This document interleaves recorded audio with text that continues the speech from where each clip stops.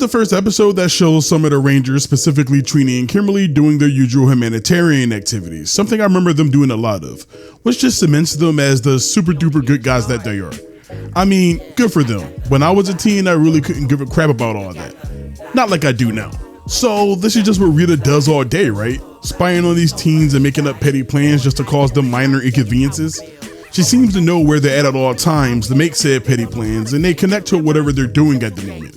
And if she has that much knowledge of where they are and can even look into buildings apparently, just follow them home and kill them one by one. The guys arrive and sign the girls' petition, but when they suggest that they come out later and help them gather more, the boys come up with various excuses as why they can't. The strange thing is that most of their excuses are pretty reasonable. Come with us this afternoon, you guys. I'd love to, but I have a karate class that I have to teach later. And, I mean, it's a great cause, but I can't bug out on my students. Fair. Well, I must also decline. See, I'm president of the Science Fair Committee, and today's our first meeting. Also fair. I'd love to, ladies, but Alpha, he said he has something super important to talk to me about right away. I promise to meet him. Sorry. And Precious Zach here doesn't have any real reason. He says he needs to go help Alpha at the command center, but come on, nobody wants to willingly hang out at the command center. He could have came up with something better. I'd love to, ladies, but I gotta head home and stare at my Street Fighter 6 box.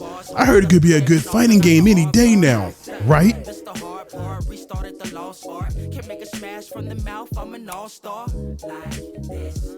Right? Bulk and Skull and their random friend whose name I can only assume is Androgyny begins to bully the girls somewhat more aggressively than normal. Androgyny kicks a trash can at them that rolls at a dangerously slow speed, and Kimberly somersaults over it for some reason. Was that a flex? Could have been a flex. I guess Trini just tanks the hit or just, you know, walked out of the way.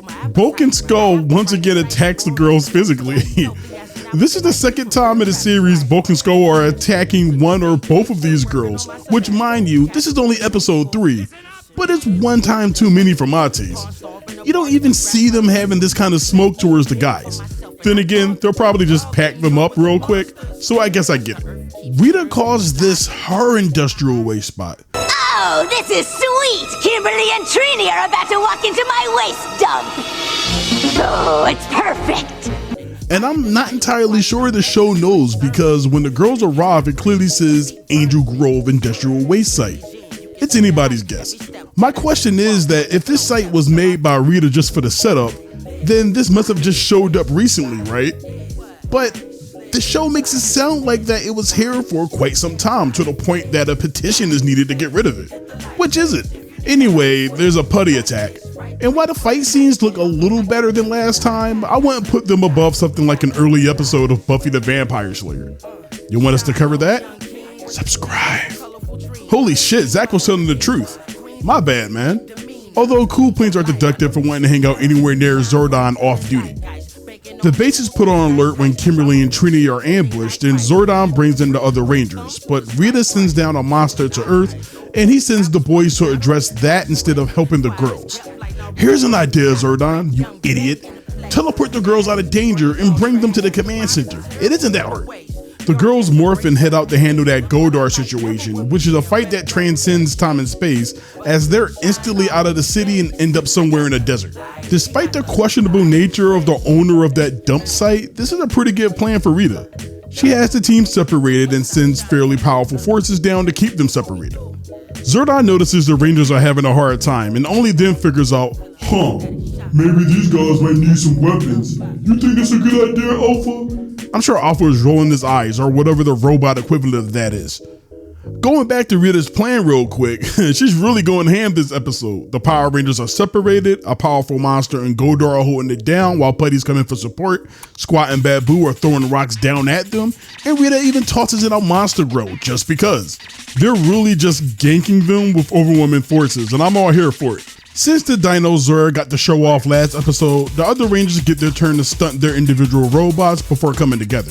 There's this strange chain of events that involves Zordon telling them to come back to base, and they all agree to. But once they're there, the Rangers are acting all confused like they were forcibly pulled from the battlefield or something. Well, from there, he gives them their power weapons. And why? They were in the middle of a Megazord fight when you called them back. What are they supposed to do with these against a giant monster? Now, for example, if the monster for some reason returned to its original size, I guess that could work. But that would be stupid. And it looked like stupid is on the menu. The Rangers show off their new weapons and bring them together to form the Mega Blaster or something, I forgot the name. And they destroy the monster, saving the day. I can't believe it! We were this close to beating the Power Geek, and if it wasn't for your monster, we'd have done it! Yes, Shut up! It's all your fault, Megabot! Once against those kids, your quest lets you down! All the bad guys in the universe, and I have to get stuck with these nits! The gang returns to school, presumably after dismissal, walking down the same hallway Bulk and Skull made the mess earlier that day. And the principal encounters them and prepares to scream at them or something. But like, they were gone all day, presumably. You're telling me the principal of the school didn't walk down what I can only assume is the main hallway, the steps are right there, for the entire rest of the day. Anyway, he's called on the speaker and he's distracted, and while he's away, they clean up, and for some reason, he acts like the trash didn't exist there to begin with. End of the episode. Another stupidly messy episode of Power Rangers, dope. The plot is almost as dumb as High Five, with this one trying to teach kids the lesson of teamwork. Maybe. Could have been about pollution for all I know. Once again, the story just didn't match well with the footage used. The girls wanted the boys to help them look for people to sign their petition, but it's not like they were jerks about it or something. They just had other things to do. Sure, the episode played goofy music to make it sound like they were lame excuses, but that's not the girls' call to say if they're lame or not. They dropped this on their laps and they had prior engagements, which all turned out to be true, if Zach has anything to go by. So it's not like they had any issues working as a team, they're the fucking Power Rangers. This obviously would have worked much better if the guys would have went with the girls, and maybe instead of helping, they were joking and playing around. It feels like the show is a little afraid to show any negative personality traits with these characters. Rita's plan for this episode is shockingly effective, and once again the Rangers find themselves in a battle where they really should have lost. But they win because the plot demands it. And yeah, that's obviously the point of all this, but it's all about making it believable. Why did Zordon call the Rangers back just to give them weapons that were ultimately ineffective against an enemy that big? The fight literally just stops, and Zordon essentially says, "Oh yeah, I forgot to give you these on your way out the first time." And then one of the Rangers are probably like, "What are we supposed to do with this right now?" And Zordon's like, No, don't worry about it. I just wanted to make sure that you're having one. So anyway, if the monster was destroyed by the Mega Blaster or Power Blaster or whatever it's called, then I would assume it's about on par with the Megazord's Power Sword, just at a smaller scale. Because if it's not, and it's somehow randomly stronger than the Power Sword, then what's stopping them from just rolling up and blasting the enemy despite the size, and save themselves 2 minutes of filler time summoning the Zords? So technically they could have just used the Power Sword in the first place and finished the fight there. Why did Rita return the monster to his original size? Did he lose interest?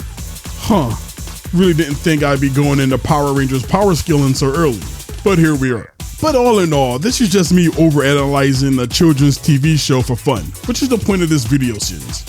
It's a little shocking to me watching this show now and noticing how strange the story and editing is. I really thought everything was more cohesive than this. Would you guys want us to rate these episodes? Let us know and we'll throw it in. See you next time. To my waist dump! Oh, it's perfect! Those girls don't stand a chance! But if the girls find out it's your plant, won't that ruin your plan? Nincompoop! You don't have to get personal. We'll ambush them with putties, then finish them.